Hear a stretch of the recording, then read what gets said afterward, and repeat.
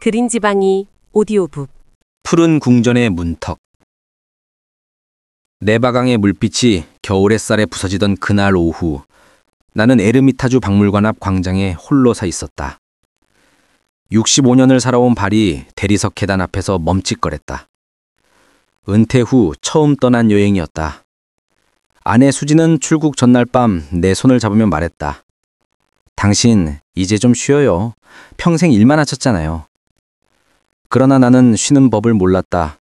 40년 넘게 회사라는 거대한 톱니바퀴 속에서 돌아가던 사람에게 갑작스런 정지는 축복이 아니라 공포였다. 박물관의 초록빛 외벽이 하얀 눈 속에서 신비롭게 빛났다. 18세기 러시아 제국의 여제 예카테리나 2세가 평생에 걸쳐 수줍한 보물들이 잠들어 있다는 이곳. 나는 왜 하필 이곳을 택했을까? 화려한 파리의 누브르도, 장엄한 로마의 바티칸도 아닌 이 차디찬 러시아의 북쪽 끝. 아마도 나 자신을 일상으로부터 최대한 멀리 떼어놓고 싶었던 것 같다. 익숙한 것들로부터 완전히 도망쳐서 낯선 것에서 진짜 나를 다시 만나고 싶었던 것이다. 입구에 육중한 나무문을 밀고 들어서자 따뜻한 실내 공기와 함께 오래된 나무 바닥재와 왁스의 냄새가 코끝을 스쳤다. 천장은 너무나 높아서 고개를 한참 젖혀야 했고 사방의 벽면을 가득 채운 그림들은 마치 시간의 파편들처럼 빼곡하게 걸려 있었다. 세계 각국에서 모여든 관광객들의 낮은 속삭임, 구둣바닥이 대리석 바닥을 규칙적으로 긁는 소리, 어디선가 희미하게 들려오는 현악기의 찬양. 모든 것이 비현실적이고 몽환적이었다. 나는 안내책자에 동봉된 지도를 펼쳤다가 이내 다시 접어버렸다. 이번만큼은 계획 없이 걷기로 했다. 평생을 5개년 계획표, 분기별 목표, 주간 일정표에 따라 살아온 인생이었다. 이번 여행만큼은 내 발이 이끄는 대로 내 마음이 머무는 곳에 가고 싶었다. 복도를 따라 걸으며 나는 문득 이상한 감각을 느꼈다. 이곳의 모든 그림과 조각이 나를 바라보고 있다는 느낌. 내가 그림을 보는 것이 아니라 그림이 나를 들여다보고 있다는 기묘한 전율. 나는 외투의 단추를 하나도 풀었다. 갑자기 숨이 막히는 것 같았다. 두 번째, 렘브란트의 눈동자. 첫 번째 전시실에 들어섰을 때 나는 렘브란트의 대작, 돌아온 탕자 앞에서 발이 묶였다. 황금빛 조명을 받으며 그림 속 노인은 누더기를 걸친 아들을 끌어안고 있었다. 아들의 발은 맨발이었고 한쪽 신발은 벗겨져 바닥에 나뒹굴고 있었다. 방탕한 생활로 모든 재산을 탕진하고 돌아온 아들. 그러나 아버지의 두 손은 너무나 부드럽고 따뜻했다. 한 손은 힘있게 등을 감싸고 다른 손은 부드럽게 어깨를 어루만졌다. 용서와 연민과 무조건적 사랑이 물감 속에 녹아들어 있었다. 나는 그림 앞에 선 채 한참 동안 움직이지 못했다. 다른 관람객들이 지나가고 또 지나갔다. 경비원이 나를 힐끗 쳐다보았다. 그러나 나는 그 자리를 떠날 수 없었다. 문득 30년 전 어느 여름밤이 떠올랐다. 아들 준호가 20살 때였다. 그날 저녁 준호는 거실 소파에 앉은 나에게 조심스럽게 말했다. 아버지, 저 대학 그만두고 싶어요.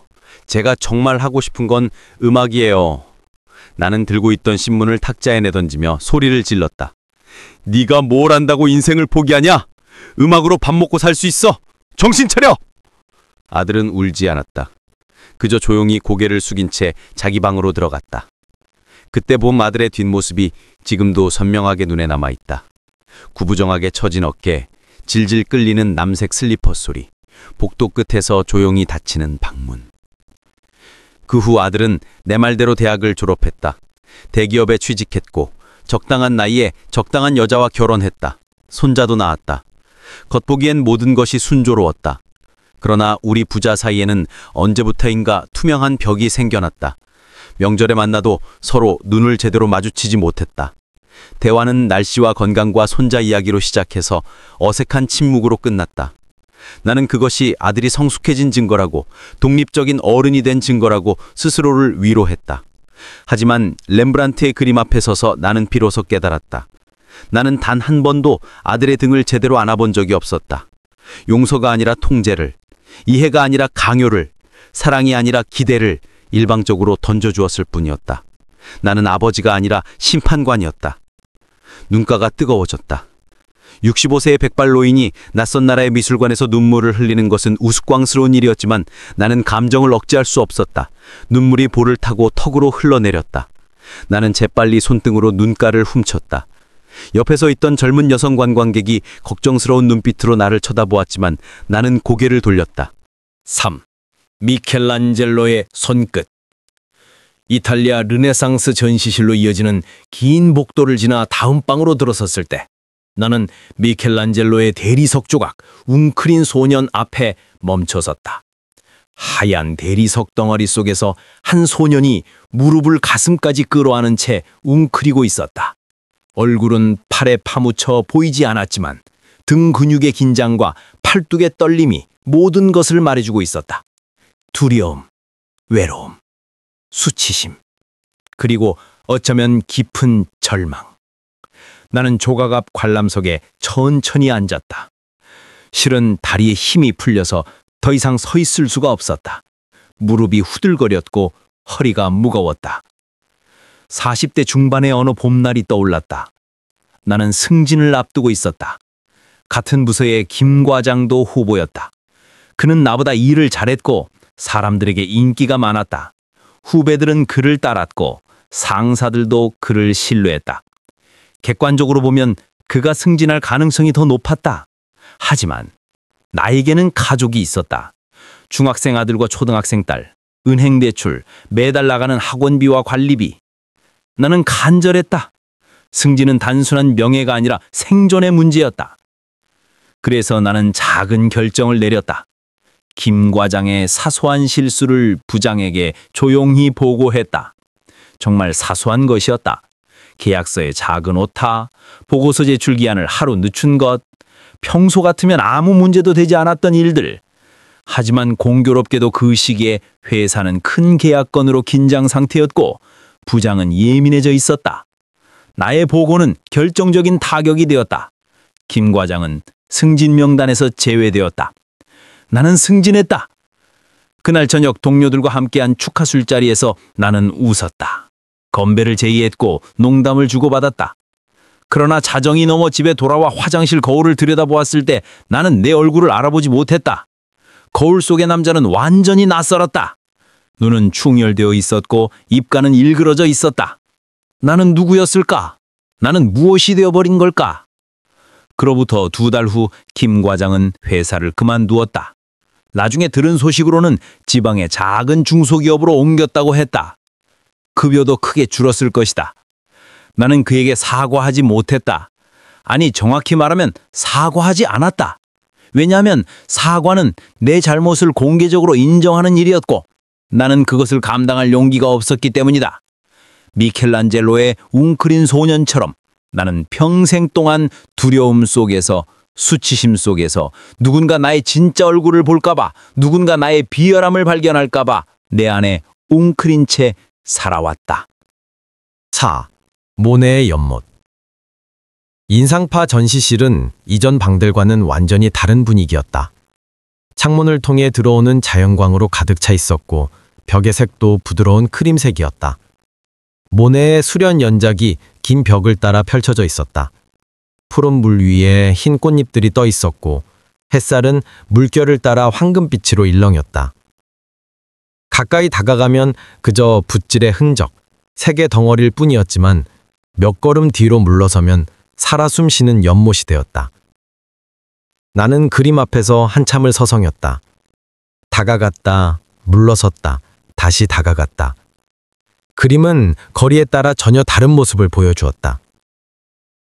아내 수진이 생각났다. 결혼 35년. 우리는 서로에게 너무나 익숙해졌다. 익숙함은 때로 편안함이 되지만 때로는 투명함이 되기도 한다. 마치 공기처럼 존재하지만 보이지 않는 것처럼. 아침 식탁에서 마주 앉아도 할 말이 없었다. 나는 신문을 펼쳤고 수지는 휴대폰을 들여다보았다. 그저 커피를 마실 뿐이었다.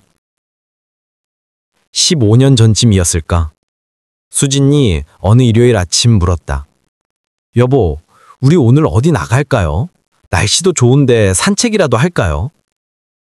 나는 신문에서 눈을 떼지 않은 채 대답했다. 피곤해. 주말엔 좀 쉬자. 당신 혼자 다녀와. 수지는 더 이상 아무 말도 하지 않았다. 그 후로 수지는 혼자 산책을 다니기 시작했다. 혼자 전시회를 보러 갔고, 혼자 도서관에 갔고, 혼자 문화센터 강좌를 들었다. 나는 그것이 수지만의 취미 생활이라고 생각했다. 오히려 대견하다고 여겼다. 아내도 이제 자기만의 시간을 갖는구나. 독립적인 여자가 되었네. 하지만 모네의 연못을 보며 나는 깨달았다. 수지는 혼자가 되고 싶었던 게 아니었다. 나와 함께 있고 싶었는데 내가 계속해서 그녀를 혼자 두었던 것이다. 나는 그녀의 손을 놓아버렸다. 무리의 수련처럼 우리는 같은 연못에 떠 있으면서도 닿지 않았다. 각자가 따로 떠 있는 섬이 되어 방향 없이 표류했다.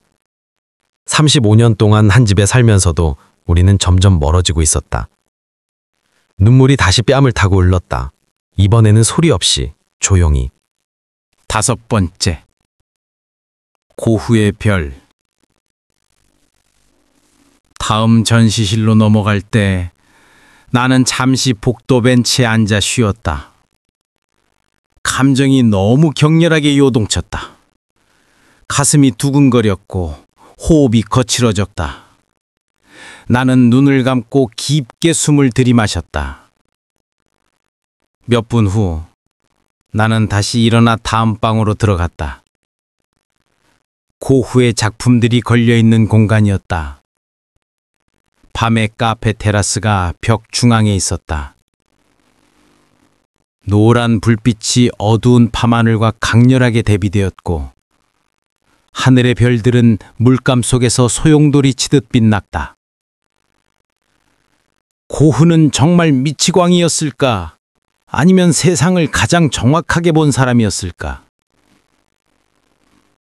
나는 그림 속 별들을 오래도록 바라보았다. 20대에 나는 시인이 되고 싶었다. 대학 시절 낡은 공책에 시를 쓰고 밤마다 기숙사 옥상에 올라가 하늘을 올려다보았다. 별들은 나에게 속삭이는 것 같았다. 너는 무엇이 되고 싶니? 너의 꿈은 무엇이니? 나는 혼자 중얼거린 듯 대답했다. 나는 세상의 아름다움을 언어로 옮기는 사람이 되고 싶어. 사람들의 마음을 울리는 시를 쓰고 싶어. 대학 문예지에 시를 발표했다. 몇몇 친구들이 좋다고 했다. 문학 동아리 선배는 내게 재능이 있다고 격려했다. 나는 진지하게 문학을 공부하려 했다. 시집을 모았고 문학 이론서를 읽었다. 그러나 대학을 졸업하고 취직을 하고 결혼을 하고 아이를 낳고 집을 사고 대출을 갚고 시인은 어느새 사라졌다. 공책은 먼지를 뒤집어 쓴 채 서랍 깊은 곳에 처박혔고 별은 더 이상 내게 말을 걸지 않았다. 아니, 정확히는 내가 별을 보지 않게 되었다. 고개를 들 시간이 없었다. 앞만 보고 달렸다. 나는 현실적인 사람이 되었다. 월급을 받고 보고서를 쓰고 회의에 참석하고 승진을 하고 퇴직금을 받았다. 그리고 이제 65세가 되어 상트페테르부르크 에헤르미타주 박물관에 홀로 서 있다. 고흐의 별들이 속삭였다. 너가 잃어버린 것은 무엇이니? 나는 입술을 꽉 깨물었다. 피가 날 것 같았다. 나는 시를 잃어버렸다. 꿈을 잃어버렸다. 그리고 무엇보다도 나 자신을 잃어버렸다. 6번째. 티치아노의 욕망. 베네치아파 전시실로 들어섰을 때 나는 티치아노의 대형 유화 앞에서 걸음을 멈췄다. 관능적인 여인의 몸이 붉은 비단천 위에 누워 있었다. 르네상스 시대의 화가들은 인간의 욕망을 숨기지 않았다. 오히려 그것을 예술의 주제로 삼았고 아름다움으로 승화시켰다. 나는 고개를 약간 돌렸다. 그러나 그림은 여전히 시야의 끝에 머물렀다. 50대 초반, 나는 회사 후배 여직원과 불륜 관계를 가졌다. 그녀는 27세였고 나는 52세였다. 팀 회식 자리에서 시작된 가벼운 대화는 점점 깊어졌다.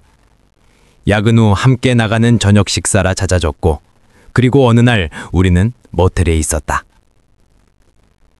3개월 동안 나는 이중 생활을 했다.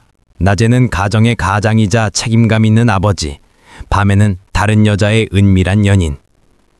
처음에는 짜릿했다. 젊은 여자의 관심과 애정이 내 남성성을 다시 깨우는 것 같았다. 나는 여전히 매력적인 남자라고 느꼈다. 하지만 죄책감은 점점 나를 갉아먹었다. 수진의 얼굴을 볼 때마다 속이 뒤틀렸다. 아이들의 목소리를 들을 때마다 토할 것 같았다. 거울을 볼 때마다 혐오스러웠다. 결국 나는 관계를 일방적으로 끊었다. 그녀는 울었고 매달렸다. 하지만 나는 도망쳤다. 비겁하게, 책임지지 않고.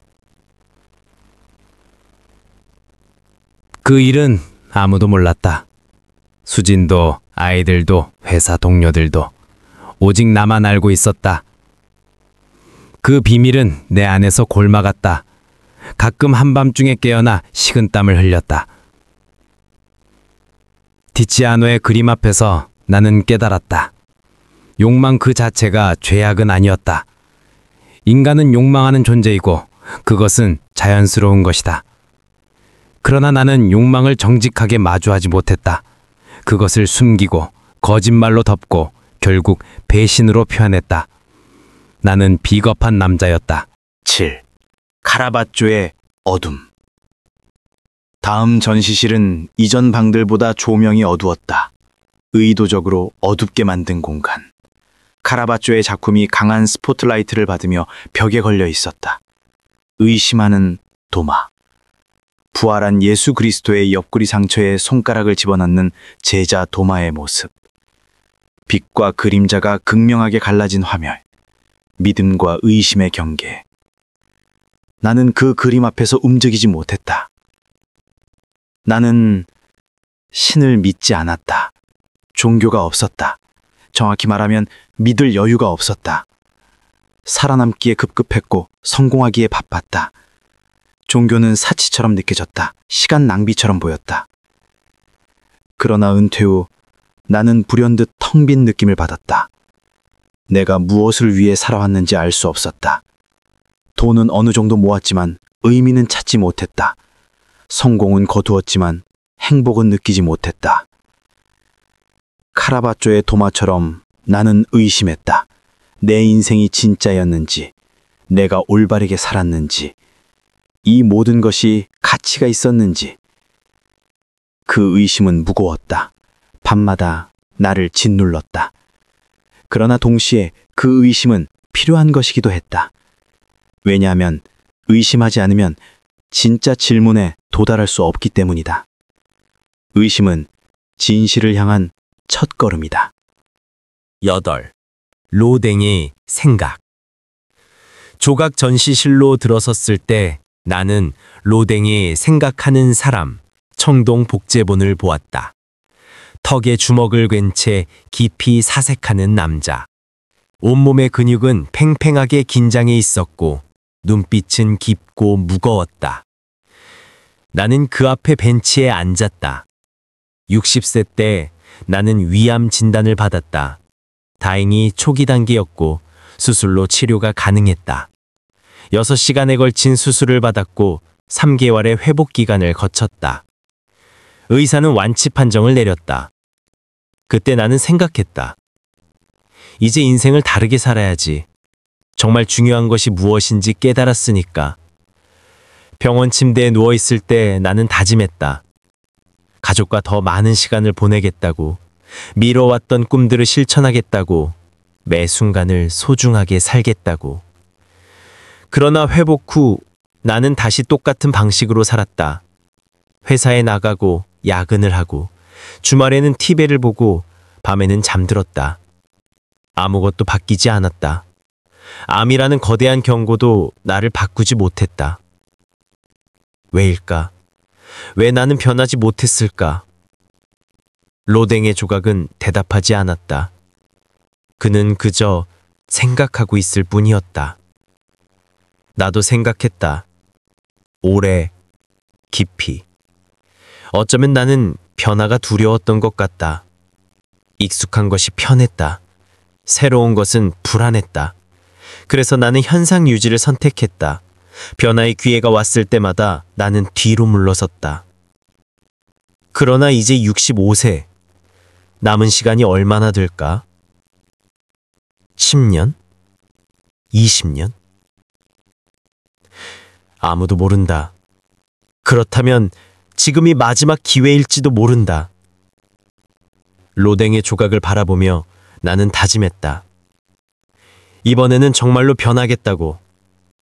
생각만 하는 사람이 아니라 실천하는 사람이 되겠다고. 9. 마티스의 색채. 다음 전시실은 마티스의 색이었다. 빨강, 파랑, 노랑, 초록, 원색의 양연, 춤추는 사람들, 활짝 열린 창문, 투명한 어항 속의 금붕어. 모든 것이 생생하고 활기차고 생명력으로 넘쳤다. 나는 그 방에 들어서자마자 느꼈다. 희망을. 오랜만에 느끼는 진짜 희망을. 마티스는 말년의 병상에 누워서도 가위로 색종이를 오려 작품을 만들었다. 몸이 불편해도 나이가 들어도 그는 멈추지 않았다. 그는 계속 창조했다. 나는 춤이라는 작품 앞에 섰다. 5명의 나체 인물이 손을 잡고 원을 그리며 춤추고 있었다. 단순한 형태, 강렬한 색. 그러나 그 속에는 엄청난 에너지가 담겨 있었다. 기쁨, 자유, 해방. 나는 언제 마지막으로 춤을 춰봤을까? 아니, 언제 마지막으로 진심으로 웃어봤을까? 언제 마지막으로 살아있음을 온몸으로 느껴봤을까? 마티스의 색채가 말했다. 아직 늦지 않았어. 65세는 끝이 아니야. 새로운 시작일 수 있어. 나는 주머니에서 휴대폰을 꺼냈다. 시차 때문에 한국은 지금 밤 11시쯤일 것이다. 나는 수진에게 문자를 보냈다. 여보, 미안해. 그리고 사랑해. 돌아가면 우리 다시 시작하자. 이번엔 제대로. 전송 버튼을 누르는 애 손가락이 떨렸다. 그리고 아들 준호에게도 문자를 보냈다. 준호야, 아빠가 잘못했다. 네 꿈을 짓밟아서 미안하다. 이제라도 네가 하고 싶은 것을 하면 좋겠다. 아빠가 응원할게. 보내고 나니 가슴이 뻥 뚫리는 것 같았다. 30년 동안 쌓여있던 무거운 짐이 조금씩 내려가는 느낌이었다. 10번째, 베르메르의 빛. 네덜란드 황금시대 전시실에서 나는 베르메르의 작은 그림 한 점을 발견했다. 진주 귀고리를 한 소녀는 아니었지만 비슷한 스타일의 작품이었다. 창문에서 들어오는 부드러운 빛이 소녀의 얼굴을 비추고 있었다. 베르메르의 빛은 특별했다. 그것은 단순히 물리적인 빛이 아니라 영혼을 비추는 빛 같았다. 그의 그림 속 인물들은 모두 고요했지만 그 고요함 속에 깊은 내면의 세계가 담겨 있었다. 나는 그 빛을 보며 생각했다. 나에게도 그런 빛이 필요하다고. 내면을 비추는 빛, 어둠 속에 숨겨진 것들을 드러내는 빛. 지난 65년 동안 나는 어둠 속에 살았다. 두려움의 어둠, 수치심의 어둠, 비겁함의 어둠. 그러나 이제 빛 속으로 나가고 싶었다. 정직하게, 용기 있게. 11번째, 반다이크의 초상. 플랑드르 바로크 전시실에서 나는 반다이크의 초상화들을 보았다. 17세기 귀족들의 화려한 초상, 비단옷, 레이스깃, 금빛 장신구. 그들은 모두 위엄 있고 품위 있어 보였다. 하지만 나는 알았다. 그 화려한 겉모습 뒤에 그들도 나와 같은 인간이었다는 것을. 두려움도 후회도 외로움도 있었을 것이다. 겉모습은 중요하지 않다. 중요한 것은 그 안의 진실이다. 나는 지금까지 겉모습을 가꾸는데 너무 많은 시간을 썼다. 성공한 직장인, 책임감 있는 가장, 존경받는 아버지. 그러나 그것은 가면이었다. 진짜 나는 그 뒤에 숨어 있었다. 이제 가면을 벗을 때가 되었다. 12번째, 루벤스의 생명력. 같은 전시실에 루벤스의 대형 유화가 걸려 있었다. 그의 그림은 항상 역동적이고 생명력으로 넘쳤다. 살아 움직이는 듯한 육체, 격렬한 감정, 드라마틱한 구도. 나는 그 앞에서 멈췄다. 루벤스는 환갑이 넘어서도 왕성하게 작품 활동을 했다. 그는 나이를 핑계로 삼지 않았다. 나는 어떤가? 나는 은퇴하 동시에 모든 것을 포기했다. 이제 나이가 들었으니 쉬어야지. 내 시간은 끝났어.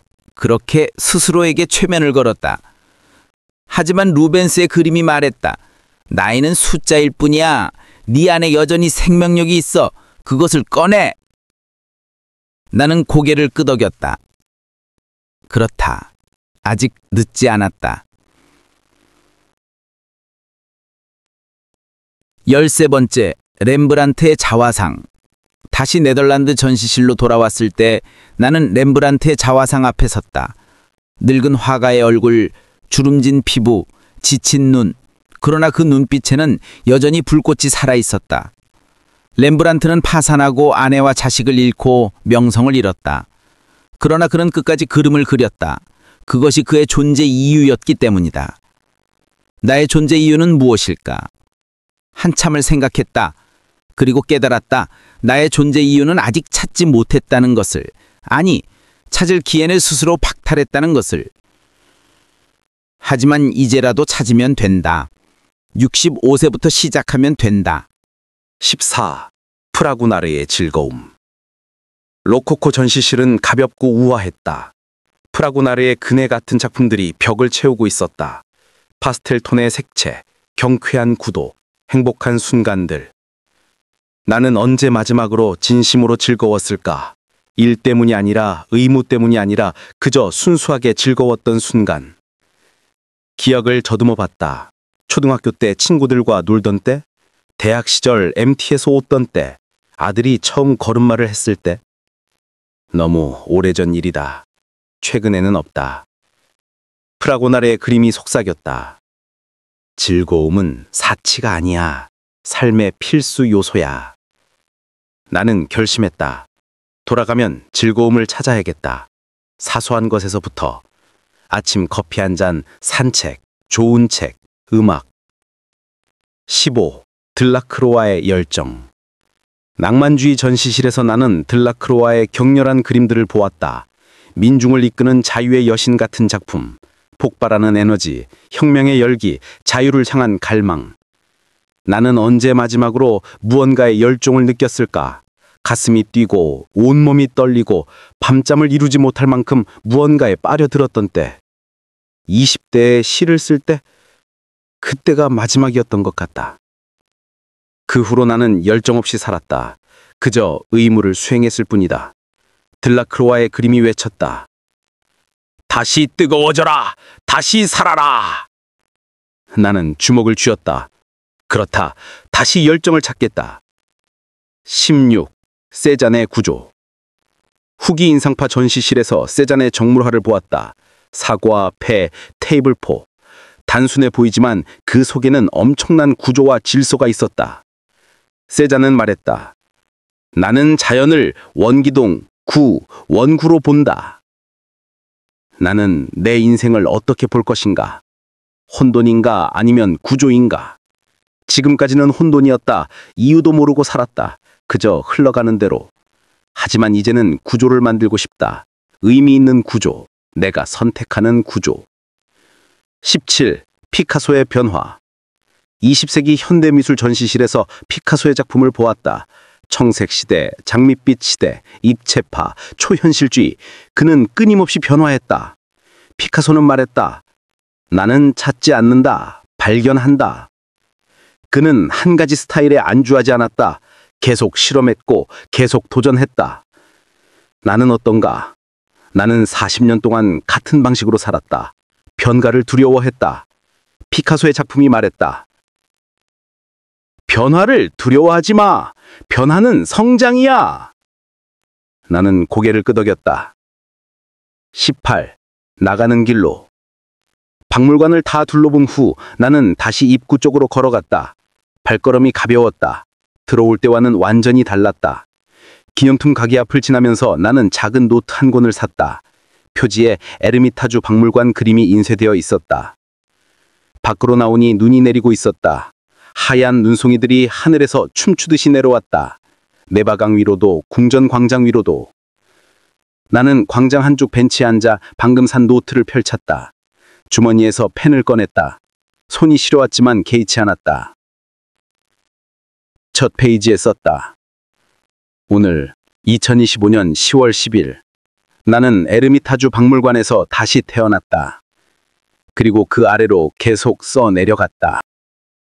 해야 할 일들. 1. 수진에게 제대로 사과하기. 그리고 데이트 신청하기. 2. 준호에게 전화하기. 진심으로 대화하기. 3. 김 과장 찾아서 용서 구하기. 4. 20대 때 쓰던 C노트 찾기. 5. 다시 시 쓰기 시작하기. 6. 매일 아침 산책하기. 7. 일주일에 한 번 전시회 가기. 8.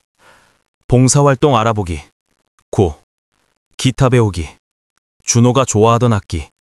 10. 매일 감사일기 쓰기. 쓰고 나니 눈물이 났다. 하지만 이번에는 슬픔의 눈물이 아니었다. 희망의 눈물이었다. 19. 새로운 시작. 호텔로 돌아오는 길, 나는 작은 카페에 들어갔다. 뜨거운 차를 주문하고 창가 자리에 앉았다. 휴대폰을 확인했다. 수진에게서 답장이 와 있었다. 여보, 무슨 일 있었어요? 갑자기 왜 그래요? 하지만 고마워요. 저도 사랑해요. 기다릴게요. 준호에게서도 답장이 왔다. 아빠, 저야말로 미안해요. 사실 저도 아빠를 이해하지 못했어요. 돌아오시면 천천히 이야기해요. 사랑해요. 가슴이 벅차올랐다. 아직 늦지 않았다. 아직 회복할 수 있다. 나는 노트를 다시 꺼냈다. 이번에는 시를 쓰기 시작했다. 30년 만에 처음 쓰는 시.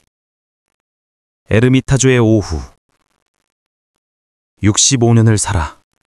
오늘 처음 나를 만났다. 렘브란트의 노란 빛 아래서, 미켈란젤로의 하얀 돌 앞에서, 모네의 푸른 물가에서. 나는 울었다.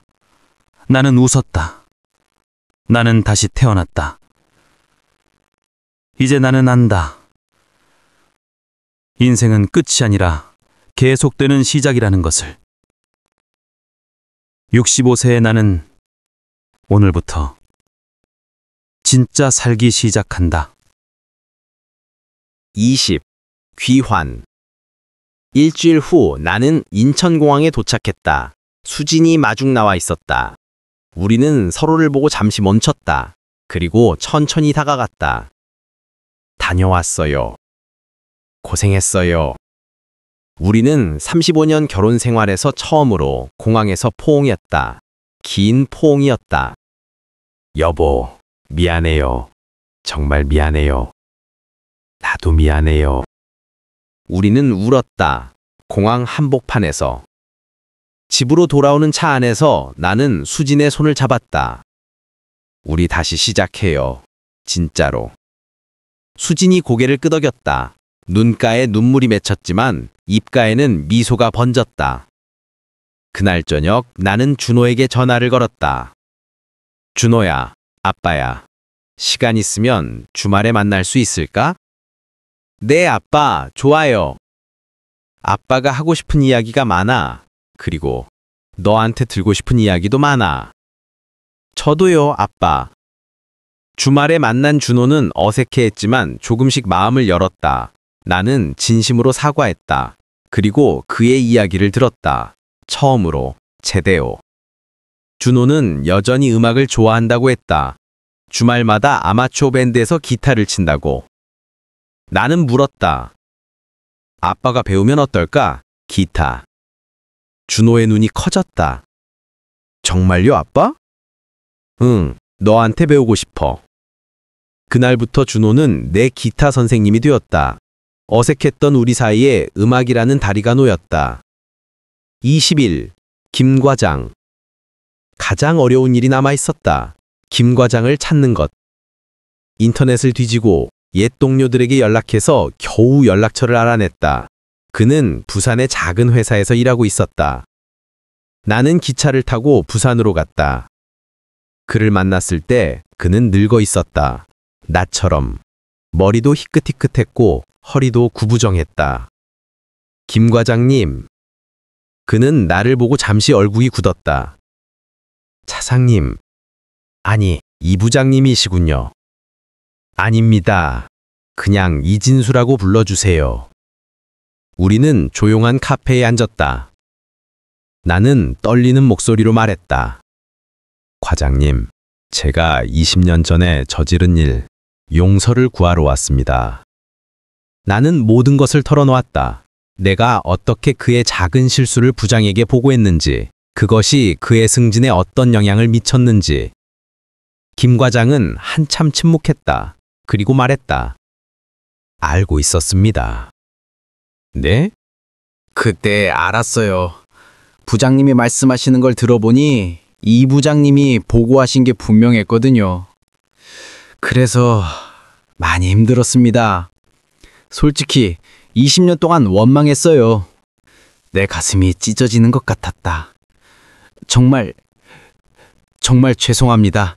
김 과장이 한숨을 쉬었다. 하지만 이젠 괜찮습니다. 20년이라는 시간이 많은 것을 가르쳐 줬어요. 그 일이 없었다면 지금의 제가 없었을 거예요. 부산으로 내려와서 작은 회사지만 여기서 나름 행복합니다. 가족과 시간도 많이 보내고 돌이켜보면 서울에서의 그 경쟁적인 삶보다 지금이 더 좋은 것 같아요. 그래도 용서합니다, 이 부장님. 아니, 진수 씨. 용서해요. 나는 울었다. 카페에서 또 울었다. 김 과장이 내 어깨를 두드렸다. 이제 그만 우시고 앞으로 잘 사세요. 그게 진정한 사과가 될 겁니다. 22. 새로운 일상. 그 후 1년이 흘렀다. 나는 매일 아침 산책을 한다. 집 근처 공원을 한 바퀴. 계절의 변화를 느끼며. 수진과는 일주일에 한 번 데이트를 한다. 전시회도 가고 영화도 보고 맛집도 찾아간다.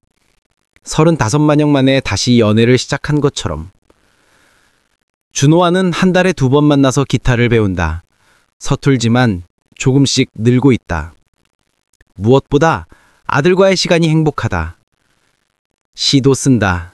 매일은 아니지만 영감이 올 때마다. 어느 문예지에 투고도 해봤다. 낙선했지만 괜찮다. 결과보다 과정이 중요하다. 노인복지관에서 봉사활동도 시작했다. 나보다 더 외로운 노인들에게 책을 읽어주는 일. 작은 일이지만 의미 있다. 무엇보다 나는 이제 나 자신과 화해했다. 과거의 실수들을 인정하고 용서하고 앞으로 나아간다. 나는 마이로우에 살고 있다. 23. 1년 후. 다시 에르미타주. 그 다음에 가을, 나는 수진과 함께 다시 상트페테르부르크를 찾았다. 이번에는 혼자가 아니었다. 에르미타주 박물관에 함께 들어갔다. 여보, 저기 렘브란트 그림이에요. 작년에 여기서 많이 울었어. 정말요? 왜요? 나는 수진의 손을 잡고 그림 앞에 섰다. 그리고 1년 전 이곳에서 느낀 모든 것을 이야기했다. 수지는 조용히 들었다. 그리고 말했다. 고마워요, 여보. 솔직하게 말해줘서. 우리는 박물관을 천천히 둘러봤다. 모네의 연못 앞에서, 마티스의 색채 앞에서 우리는 손을 잡고 서 있었다. 박물관을 나올 때 나는 수진에게 물었다. 여보, 행복해요? 수진이 미소 지었다. 네, 지금이 우리 결혼 생활에서 가장 행복한 것 같아요. 나도 그래요. 지금 나는 67세다. 에르미타주를 처음 방문한 지 2년이 지났다. 나는 여전히 매일 아침 산책을 하고 시를 쓰고 기타를 연습하고 봉사활동을 한다. 준호는 최근 회사를 그만두고 음악학원을 차렸다. 나는 적극 응원했다. 그가 하고 싶은 일을 하는 모습이 자랑스럽다. 수진과는 여전히 매주 데이트를 한다. 우리는 늙어가지만 사랑은 젊어지고 있다. 얼마 전 문예지에 투고한 시가 당선되었다. 작은 지역 문예지지만 내겐 큰 의미였다. 시의 제목은 65세의 탄생이었다. 나는 이제 안다. 인생은 나이로 측정되는 것이 아니라는 것을. 중요한 것은 어떻게 사느냐다. 버티는 삶이 아니라 그리는 삶. 매일 아침 일어날 때 나는 생각한다. 오늘은 내 인생의 어떤 부분을 그릴까? 그리고 밤에 잠들 때 나는 감사한다. 오늘 하루도 잘 그렸어.